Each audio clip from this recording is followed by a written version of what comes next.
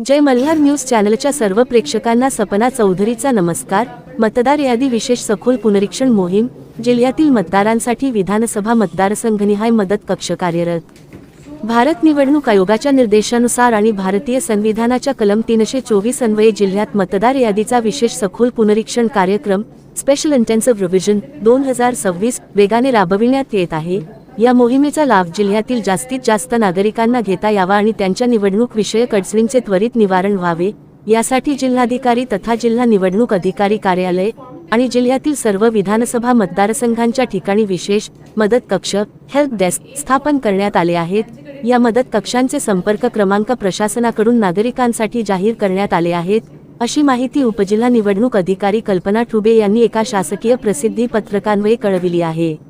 विधानसभा मतदारसंघनिहाय मदत कक्ष व संपर्क क्रमांक जिल्हाधिकारी कार्यालय नंदुरबार निवडणूक शाखा 0254210008 01 अक्कलकोवा तहसील कार्यालय अक्कलकोवा 025672522226 अक्राणी तहसील कार्यालय अक्राणी 025952202322 02 शहादा तहसील कार्यालय शहादा 9,40,44,42,441 छेद 7 अब्ज 66,65,36,35,390 तळोदा तहसील कार्यालय तळोदा 025672322367 03 नंदुरबार तहसील कार्यालय नंदुरबार 025642322269 04 नवापूर तहसील कार्यालय नवापूर 025692952882 भारत निवडणूक आयोगाच्या निर्देशान्वये राज्यात मतदार याद्यांचा विशेष सखोल कार्यक्रम घोषित करण्यात आला आहे। या कार्यक्रमाच्या यशस्वी अंमलबजावणीसाठी आणि पारदर्शकतेसाठी जिल्ह्यातील प्रत्येक विधानसभा मतदारसंघात आणि तहसीलदार कार्यालयांतर्गत हे मदत कक्ष स्थापन करण्यात आले आहेत। मतदार यादी विशेष पुनरीक्षण मोहिमेसंदर्भात माहिती व तक्रारींसाठी नागरिक या कक्षांशी थेट संपर्क साधू शकतात, असेही उपजिल्हा निवडणूक अधिकारी कल्पना ठुबे यांनी शासकीय प्रसिद्धी पत्रकान्वये कळविले आहे। सपना चौधरी, जय मल्हार न्यूज, नंदुरबार। आपल्याकडे आपल्या सर्वांना माहिती आहे की आपला जो स्पेशल इंटेन्सिव्ह रिव्हिजनचा कार्यक्रम आता सुरू झालेला आहे। सुरू होऊन बरेच आता आपण इनोग्रेशन फॉर्म जे BLO घर टू म्हणजे प्रत्येक house to house enumeration form वाटप आणि ते जमा करणे आणि नंतर डिजिटाइज करणे, तर ह्या प्रोसेसमध्ये आपण अर्ध्या टप्प्यावर आलेलो आहे। म्हणजे आपलं 30 जूनपासून तर 29 जुलैपर्यंतचा जो टप्पा आहे त्या टप्प्यामध्ये आज आपण 15 जुलैच्या स्टेजला आलेलो आहे। तर आजपर्यंत आपले जे हे झालं आहे की आता आपले डिस्ट्रीब्यूट आपल्याला टोटल 13,48,000 मतदार आहेत। 13,48,574 मतदार आपले, तर त्यापैकी आपले 85% डिस्ट्रीब्यूट झालेले फॉर्म म्हणजे 11,48,000 फॉर्म आपले वाटप झालेले आहेत आणि उरलेले पण वाटपाची प्रोसेस चालू आहे। ते 2-3 दिवसात म्हणजे आता आपलं 85% काम झालंय, तर पुढच्या 2 ते 3 दिवसात आपले 100% वाटप पूर्ण होईल आणि आपण वाटप करून नंतर मग ते भरून आणलेले फॉर्म ते डिजिटाइज करण्याची जी प्रोसेस सुरू आहे, तर ती आपली आजच्या दिवशी म्हणजे आता 10 वाजेच्या रिपोर्टला 3,72,610 फॉर्म आपले डिजिटाइज झालेले। तर आता हे म्हणजे 27.63% काम झाले। तर ही आपल्याला तालुका वाईज पण मी आपल्याला ह्याचे डिटेल्स देते। तर आता ही प्रोसेस करत असताना आम्हाला एक अडचण जाणवते, ह्या सगळ्यांमध्ये काय एक भीती आहे की आम्ही जर फॉर्म BLOकडे फॉर्म लगेच देऊन टाकलं भरून तर त्यात काही चुकी राहील आणि आमचं नाव मतदार यादीत येणार नाही। परंतु हा गैरसमज सगळ्यांचा जो झालेला आहे तो आपण पण दूर करावा की फॉर्म जो आपण इनोग्रेशन फॉर्म देतोय तर त्याला वरच्या टप्प्यावरचं जो कॉलम आहे त्याच्यामध्ये जो BLO भरणार आहे त्याचे जे मॅपिंग झालेलं आहे, एक तर स्वतःचं मॅपिंग असेल तर स्वतःचं मॅपिंग किंवा मग त्याच्या आईवडिलांचं मॅपिंग 2002ला नाव होतं तर ते वरच्या पार्टमध्ये तो BLO भरून घेईल। खाली फक्त मतदारांनी काय आज आपल्याला त्यांचं आधार कार्ड, मोबाईल नंबर आणि आईवडिलांचं नाव ह्या गोष्टी देणं गरजेचं आहे।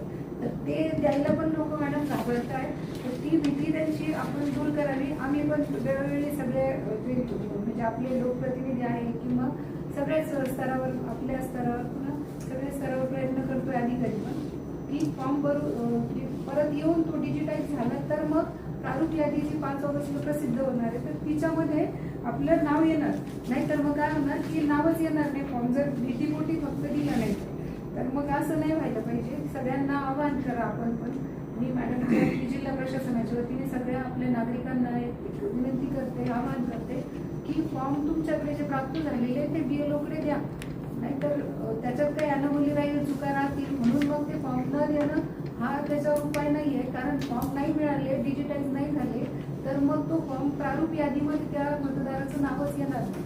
आणि अनामोली आहे तर आता BLOना जेवढे शक्य होत आहे, अनामोली म्हणजे विसंगती, म्हणजे एखाद्याचं पूर्वीचं नाव वेगळं 2002च्या नावात आणि आत्ताच्या नावात काही तफावत असेल तर मग ती विसंगती दूर करण्यासाठी नंतर आपल्याला ऑप्शन आहे.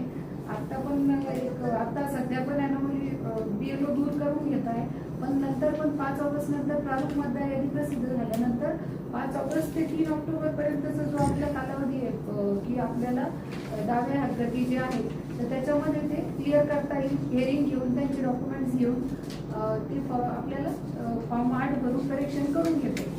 फक्त हे आतापर्यंतचं म्हणजे मी तुम्हाला ती स्टेज पण सांगितली, हे सगळ्यात मोठा प्रश्न आहे की फॉर्म परत न येण्याचा. तर ते पण त्यासाठी आपण सगळ्या स्तरावर प्रयत्न करतोय. आणि आपल्याला तालुका वाईज सांगते की आपल्याला सध्या आपल्याकडे अक्कलकुवा तालुक्यामध्ये सगळ्यात चांगलं काम सुरू आहे. त्यांचं आज 35% काम झालेलं आहे अक्कलकुवा तालुक्याचं, आणि त्यांच्यामध्ये पण डिस्ट्रीब्युशन त्यांचं 92% झालं आणि डिजिटायझेशन 35% झालं. म्हणजे 92% आता आज उद्या त्यांचं अक्कलकुवा तालुक्याचं काम पूर्ण होऊन जाईल.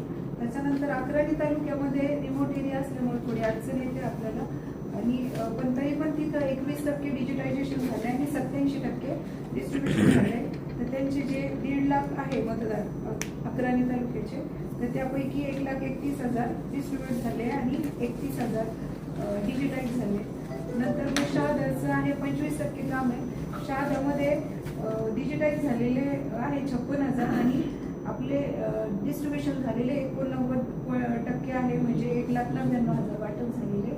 तर ते पण पुढच्या 2 दिवसात 100% होईल. शहाद्यामध्ये हा मेजर प्रश्न आम्हाला दाखवला की शहाद्याचे काही एरिया आहे तर ते लोक फॉर्म परत देत नाही आहेत. तर तिथले पण आपण सगळ्या लोकप्रतिनिधींशी तिथल्या EROनी पण एक मीटिंग झाल्या, आम्ही पण इथून बोललो. आणि काल आपल्याकडे पण जे नगर प्रत्येक वार्डमध्ये हे लोकांचा गैरसमज आपण दूर करावा. त्यानंतर तळोद्याचं आहे, तळोद्याचं पण बऱ्यापैकी आहे, 30% झाले आज रोजी काम. हे आपल्याला डिटेल्स देईल हवं नंतर. आणि 82% डिस्ट्रीब्युशन झाले. नंदुरबारमध्ये 25% डिजिटाईज झाले आणि 80% डिस्ट्रीब्युशन. तर आणि नंतर नवापूरमध्ये 29% डिजिटाईज झाले आणि 83% डिस्ट्रीब्युशन झाले. तर अशा पद्धतीने आपल्या जिल्ह्याचं काम आज ॲव्हरेज म्हणजे 27% पर्यंत झालेलं आहे. पण आपल्या सगळ्यांची जर मदत मिळाली आम्हाला प्रशासनाला तर हे काम आपण म्हणजे अधिक स्पीडने करता येईल, जास्त आपल्याला वेग मिळेल आम्हाला. आपल्याला जर काही अडचणी असतील तर प्रत्येक राजकीय पक्षांच्या दर आठवड्याला मिटिंग घेऊन त्यांना प्रत्येक वेळेस विनंती करून BLA त्यांचे म्हणजे बूथ लेवल एजंट अपॉइंट करण्यासाठी आपण त्यांना आवाहन केलेलं होतं. त्यात आपल्याला बऱ्याच पक्षांचे BLA मिळालेले पण आहेत. फक्त त्यांनी पण ग्राउंड लेवलवर थोडं ऍक्टिव्ह होऊन जर काम केलं तर आणखी मदत मिळेल BLOना पण. आणि सगळ्याच जे उर्वरित पक्ष आहेत त्यांनी पण आपले BLA दिले, म्हणजे आपले प्रतिनिधी दिले प्रत्येक मतदान केंद्रांनी आहे तर BLOना मदत होईल. आणि BLO पण त्यांच्या स्तरावर चांगलं काम करत आहे जिल्ह्यामध्ये. आता त्यांना त्यांच्या शाळेचं काम आणि प्लस हे पण काम त्यांनी खूप चांगल्या पद्धतीने ते पण करत आहे. पण आपल्या सगळ्यांची जर सहकार्य मिळाले तर अजून चांगलं काम